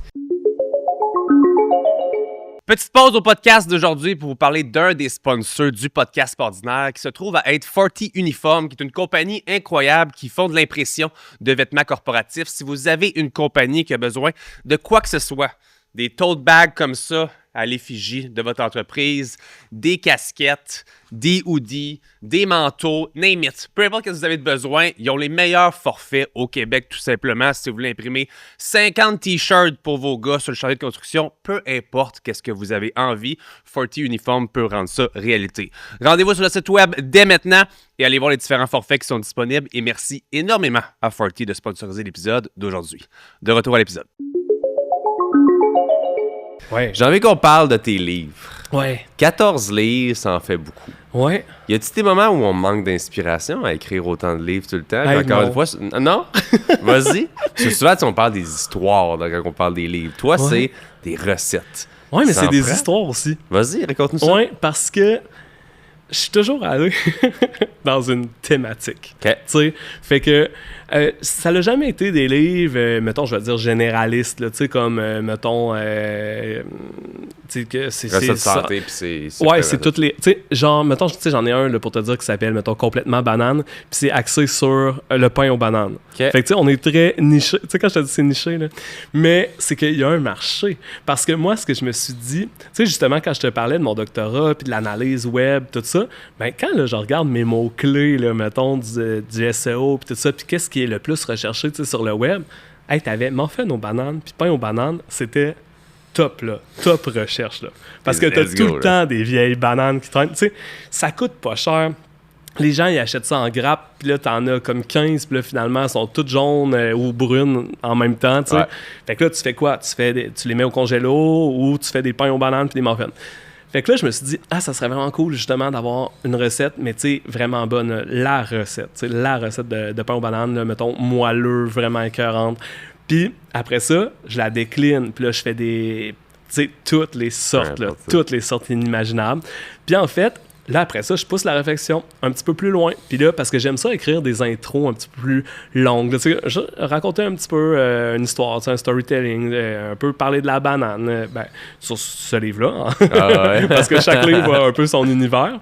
Et c'est ça. Puis là, dans le cas particulier de celui-là, je me suis dit, hey, pourquoi pas mettre la pleure, tu sais, à l'intérieur du pain aux bananes. Okay. Parce que ça va donner plus de fibres, plus de minéraux. Puis là, ailleurs dans le monde, il y a mange la pleure de banane, tu sais. Fait que c'est ça. Fait que finalement, ça a été une bonne partie du travail, c'est de faire des tests pour voir est-ce qu'on est capable de la mettre, puis qu'on la sente pas, puis que ça soit pas dégueu, puis tu sais.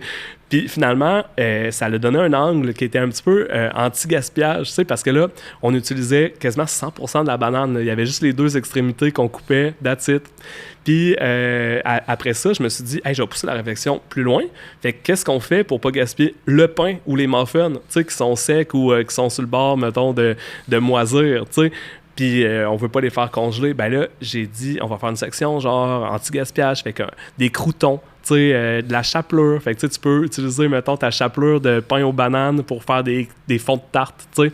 C'est super cool. Fait que avec la purée de banane, tu peux faire des smoothies. Fait que bref, c'est ça. Fait que tu sais, l'inspiration, là, pour vrai, là, dans les recettes, je vais dire, c'est quasiment infini. C'est là. sans fin. C'est sans fin parce que c'est là que j'exprime ma créativité, tu sais, que je suis capable de dire, OK, j'ai l'idée, mettons, de base, puis après ça, je la pousse, tu sais, puis après ça, ça me prend juste, tu sais, un éditeur qui est assez open pour... il faut quand même avoir des gens qui croient, tu sais. Tu arrives comme ça avec dire, on va utiliser la banane jusqu'à la pleure. Ouais, t'en as qui se font comme, attends, là, on va voir. Ils me font assez confiance. C'est mais tu sais, bien, j'arrive, tu vois, bien outillé avec, mettons, des stats à l'appui, tu sais, pour dire, OK, tu vois, le nombre de recherches mensuelles sur les muffins aux bananes. Ah, c'est ça. T'arrives bien préparé par rapport à ça. Fait que là, mon dernier, que j'ai sorti l'automne dernier, lui aussi, c'est une autre thématique, là, mais vraiment drôle. Là. Il s'appelle Magic Boulette. Okay. Puis, en fait, c'est pour le petit jeu de mots avec l'appareil. Là. Oui. C'est vraiment un livre de boulettes, 100%. Puis c'est 80 recettes. Puis tu sais, des fois, là, on pense pas que... Tu sais, il y a les boulettes du Ikea, il y a les boulettes, mettons, de ragoût, tu sais, ragoût de boulettes, mais on pense pas qu'il y a autant de déclinaisons possibles, tu sais, que 80, là, par exemple. Tu sais. Puis, tu sais, sais, on parle, mettons, des boulettes suédoises, mais chaque pays a un peu sa boulette à lui, là, tu sais. Fait que je suis allé explorer, mettons, aux Philippines, comment qu'ils les mangent, leurs boulettes, tu sais, en Amérique du Sud, dans tel pays, en Afrique, il y en a-tu, tu sais. Fait que ça m'a permis d'avoir une section qui était boulettes du monde, tu sais. Fait que vraiment boulettes internationales, avec plein de sauces ou d'épices, tu sais, de manière de les apprêter. Sinon, des boulettes plus traditionnelles, comme on les mange et on les aime ici au Québec. Fait que tu sais, c'est ça, fait que ça a été ma trame narrative un peu pour ce livre-là. J'ai un livre sur les ramen, j'ai un livre sur les déjeuners protéinés, fait que 100% genre des déjeuners riches en protéines parce que... Il va falloir checker plus tes livres, là. Ouais, c'est ça, c'est fou. J'ai fait des boulettes hier, j'étais comme, what the fuck, qu'est-ce que je fais avec cette maudite viande hachée-là? Puis ma femme s'est remis full au gym, on a commencé à manger des déjeuners plus protéinés. J'ai dit, là, tu tombes dans notre ligne. Là. Ben, les boulettes, c'est malade parce que tu peux les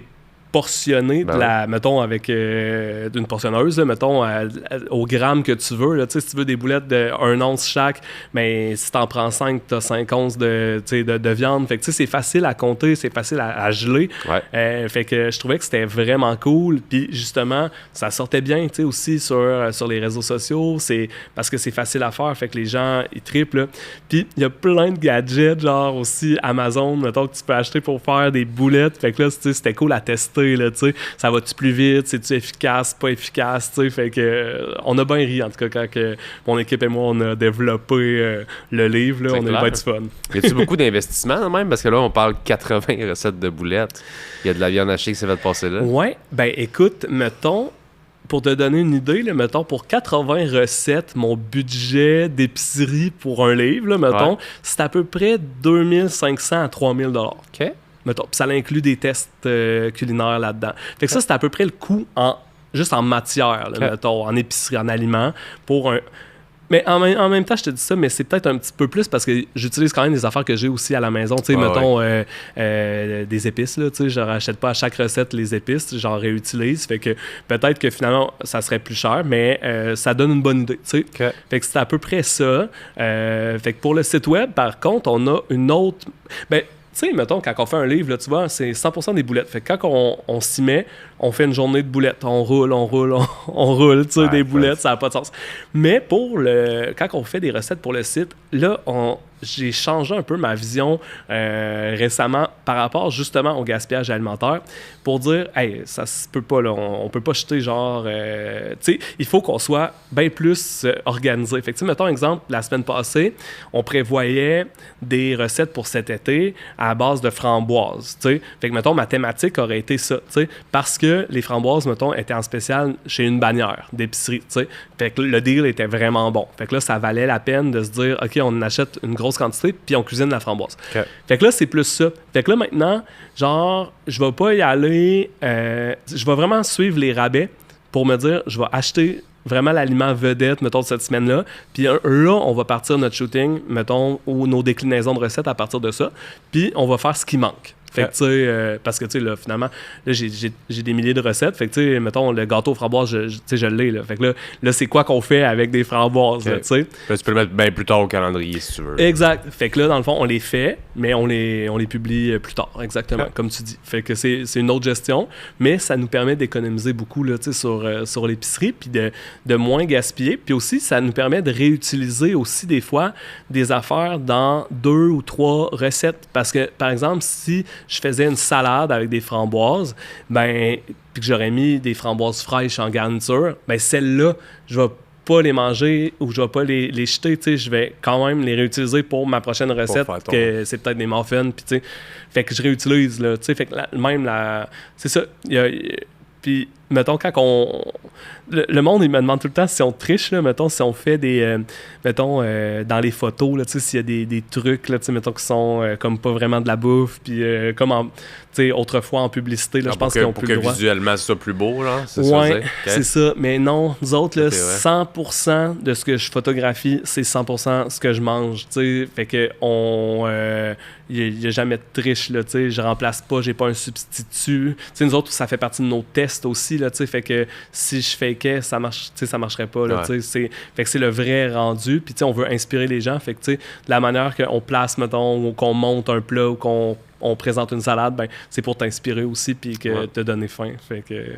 Non, il n'y a pas de triche. J'aime ça. Ouais. Si on termine ensemble, je sais que tu disais à Christine que techniquement, tu as quitté l'ordre des nutritionnistes. Ouais. C'est quoi la décision derrière ça, techniquement, de ton côté? Puis justement, comment tu te visualises aujourd'hui? Parce que là, tu as eu quand même plusieurs titres. Tu as encore ton titre de docteur. On le dit aujourd'hui, docteur. Mais avec tout ce que tu fais, avec tes recettes, je pense pas que tu veux qu'on te voit comme étant un cuisinier. Je pense pas que tu veux qu'on... Ouais. Comment tu te vois aujourd'hui? C'est une autre question, hein? Ouais, ben c'est dur parce que, tu sais, vu que j'ai été connu, mettons, comme nutritionniste, la transition était, tu sais, mettons, dans la tête des gens, je le suis encore. Ouais. Peu importe si j'ai quitté l'ordre ou pas, parce que j'ai été trop longtemps associé à ça. Puis, regarde, tu vas voir encore sur les réseaux sociaux, mettons, je vais dire docteur en nutrition, c'est mon titre. Mais... j'aime mieux l'alimentation. Puis tu sais, c'est ça en fait, en général, c'est la cuisine. Tu sais, je prétends pas être un chef, j'ai pas étudié non plus là-dedans. Ben tu sais, je serais chef amateur, là, tu comprends, là. Je me débrouille super bien en cuisine. Je pense que tous mes amis adorent venir manger chez nous parce qu'ils savent que ça va être vraiment excellent, là. Tellement là que je pense que ça leur met des fois de la pression. Puis ça, on le ressent parce que à l'inverse, j'ai l'impression que je me fais moins inviter chez les gens que moi j'invite, tu comprends? Moi, je suis le pire. Quand tu dis ça, la pire personne qui reçoit, là, moi, je commande. Moi, je commande. Moi, je veux tellement pas. Tu sais, j'ai des enfants à cette heure, je prends pas beaucoup de temps avec mes chums. Ouais. Si mes chums viennent, je veux pas être pris dans la cuisine ou whatever. Mais j'ai pas ta passion pour ça non plus. J'aime manger, cuisiner peut-être un peu moins. Ouais. Mais fait que t'es un bon. C'est quoi le mot? Je veux dire un guest receiver, c'est ça? Un autre. Un autre. Ouais, j'adore ça. Puis tu sais, pour vrai, une autre de mes passions, ben ça fait encore partie de la bouffe, là, ben, de l'univers, mais c'est la vaisselle, OK? Puis là... T'aimes ça? Ah, j'adore. Mais tu comprends pas. Du coup, j'ai fait le what? Ouais. Non, mais là, je déménage. J'ai un projet, justement, de construction, là. Fait que là, je suis obligé, genre, de regarder, tu sais, de confronter un peu, là, de voir tout ce que j'ai, là. Puis je me dis, pour voir, ça va-tu rentrer, tu sais, tu comprends? Okay. Mais j'ai tellement d'affaires. Mais des fois, j'ai des affaires aussi en une pièce, parce que pour les photos, tu sais... Ah, tu t'as lâché une affaire. Ouais, c'est ça, exactement. Mais c'est ma deuxième passion, genre je trippe sur genre l'art de la table, la vaisselle, tu sais, genre que la table soit vraiment belle, ça coche, puis tu sais, la déco, tu sais, mettons, je trouve ça tellement beau, les belles maisons d'architectes, tout ça, là, tu sais, j'adore. Ça va rester bien. Mais ouais, pour revenir finalement, tu sais, justement à l'ordre, ben moi, ça me servait plus. T'sais, pour vrai, ça me servait plus, puis ça m'a peut-être jamais servi, parce que en réalité, j'ai fait un peu de clinique privée, mais j'aurais pu tout aussi bien en faire sans faire partie de l'ordre. Okay. Ça n'a jamais été, mettons, un point de différenciation pour me dire OK, hey, je valorise vraiment cette profession-là, quitte à, genre, justement, payer toute ma vie la cotisation, tu comprends? Parce que, tu sais, j'aurais pu faire de la consultation en nutrition sans être nutritionniste, puis après ça, ben ce que je fais en ce moment, tu sais, je veux dire, c'est des recettes, là. Fait que, tu sais, ça m'amène à rien, là, tu sais. Fait que ça m'amenait de la crédibilité pour des contrats. Fait que, mettons, parce que des marques recherchaient des porte-parole, mettons, nutritionniste. J'ai été longtemps porte-parole pour Bon Matin, la compagnie de pain. Ouais. Vraiment cool. J'avais fait des pubs télé. Je faisais les recettes sur leur site web. C'était malade. Puis, c'est ça, plein de petits contrats plus petits aussi, où on me demandait mon expertise, des citations dans des communiqués de presse. Fait que, tu sais, ils valorisaient ce titre-là. Fait que là, j'étais comme, ben ça, c'est bien. Jusqu'au jour où, finalement, la réglementation ou la pression des autres nutritionnistes a fait en sorte qu'il y a eu un gros shift, un vent de changement, que là ça passait plus du tout bien, mettons, de collaborer avec des marques. Ah ouais. Ouais. Fait que là, puis il y avait beaucoup de... Bon, je ne vais pas dire de la jalousie, mais, tu sais, un peu, puis... parce que, tu sais, justement, mettons les personnes qui réussissaient, qui avaient les comptes. J'ai l'impression aussi que les gens pensent qu'on gagne beaucoup plus, mettons, que ce qu'on faisait en réalité, juste à cause qu'on avait une visibilité ou que, tu sais, on faisait tel ou tel contrat. Mais, tu sais, des fois, s'ils savaient c'était quoi le cachet, tu sais, c'est pas tout le temps wow. Mais ça, c'est tant mieux pour toi. Moi, je me dis, si c'était le cas. Ben, c'est ça, tu sais, fait que c'est ça. Mais c'était pas tout le monde, mettons, qui avait ce minding-là. Puis là, après ça, c'était plus du genre, ben là, de toute façon, tu sais, t'es corrompu, le message est corrompu, t'as plus d'éthique. Fait que ça, j'étais vraiment tanné, pour vrai, de ce discours-là. Moi, ça pesait là, vraiment, vraiment lourd dans la balance. Puis, justement, de certains collègues qui poussaient fort, qui avaient des voix plus fortes, mettons. Puis avant, mettons, je pense que c'est ça, je prenais plus de place. Je me suis un petit peu mis en retrait, effacé, parce que je trouvais ça lourd, la confrontation, tout ça.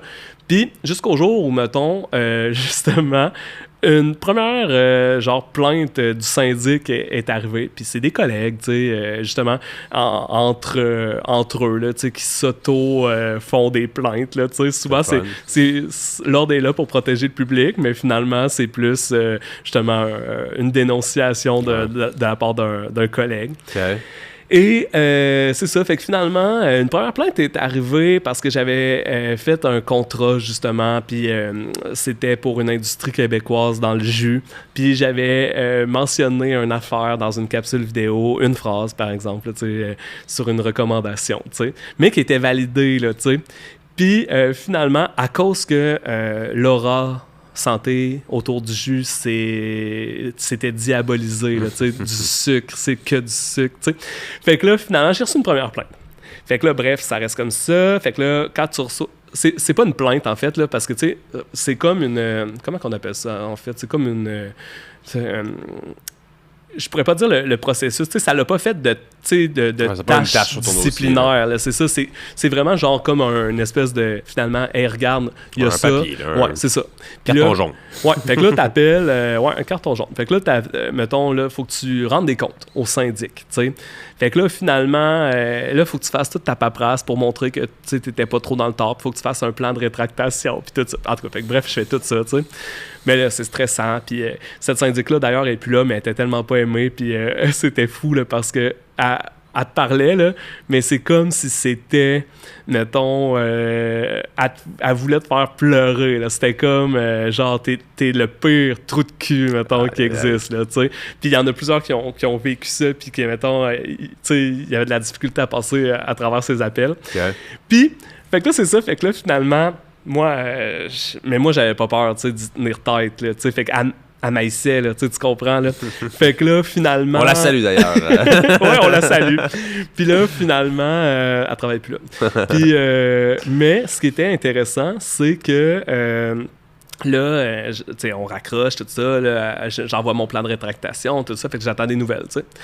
Fait que là, 2 semaines plus tard... je vois sur mon cell qu'elle rappelle, tu sais, fait que là, je me dis, bon, ben, elle veut me redonner des nouvelles, blablabla. Fait que là, je réponds, mais là, c'était pas pour, mettons, me parler du suivi de la première plainte, c'était pour en faire une deuxième. Ah, bon. Une deuxième, back-à-back, là, genre. Fait que tu sais, j'en avais jamais eu dans les, mettons, les 5-6 premières années. Puis là, en 2 semaines, hey, j'en ai 2. Tu sais, back-à-back. Fait que là, ça, c'était pour un contrat, encore une fois, genre avec une marque, tu sais. Un post que j'avais fait sur les réseaux sociaux qui était sur les allergies alimentaires. Puis là, dans le fond, j'étais pas pharmacien, tu sais. Fait que à ce moment-là, j'avais pas marqué à la fin comme disclaimer quelque chose comme quoi, mettons, ça remplaçait pas une visite chez le pharmacien ou le médecin, whatever. Okay. Fait que là, finalement, j'ai eu une plainte pour ça. Fait que là, 2 en 2. Fait que là, j'ai dit, non, c'est too much. T'sais, fait que je règle le dossier puis je quitte. Je vais pas aller avoir une plainte à chaque fois que je vais avoir un contrat puis avoir l'épée de Damoclès, genre, pour me dire, hey, je prends-tu le contrat ou non, parce que il y a toujours une plainte qui va suivre, tu sais. Fait que là, finalement, j'ai comme fait, hey, tu sais, ça vaut pas le coup, en fait. Je suis d'accord. Puis il y avait un coup d'opportunité puis de renonciation, là, parce que, tu sais, si j'avais continué à être nutritionniste, ben, j'aurais quand même eu les contrats, mais je les aurais peut-être refusés, ou finalement, il aurait été comme, tu sais, j'aurais dit, ben, passez au suivant, parce que mon ordre, tu sais, m'empêche, mettons, de m'associer, tu sais. Ouais. Fait que là, j'ai plus de flexibilité, tu sais, fait que ça me permet d'en accepter, d'en refuser. Puis là, ça va super bien.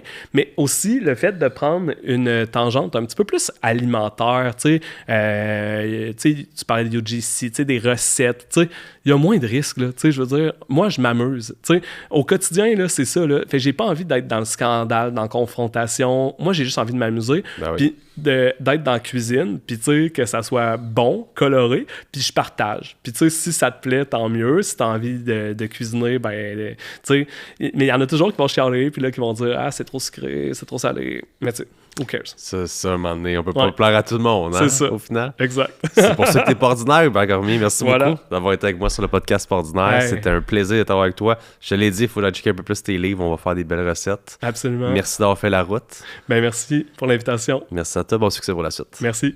J'espère que vous avez apprécié l'épisode du podcast Pas ordinaire d'aujourd'hui avec Hubert Cormier. Super intéressant. J'ai faim en ce moment. Je m'en vais manger. Il est l'heure. M'en va manger. Si vous avez vous aussi aimé l'épisode d'aujourd'hui, pour laisser un 5 étoiles sur Apple Podcast, YouTube. Je suis en train de déparler, là, c'est une fin de journée. C'est une fin de journée, mais si vous l'avez aimé, laissez un like, s'il vous plaît. Merci du support. Allez nous suivre sur Patreon aussi si vous voulez les épisodes sans publicité et plein d'autres avantages. Merci à tous et à la semaine prochaine. Ciao.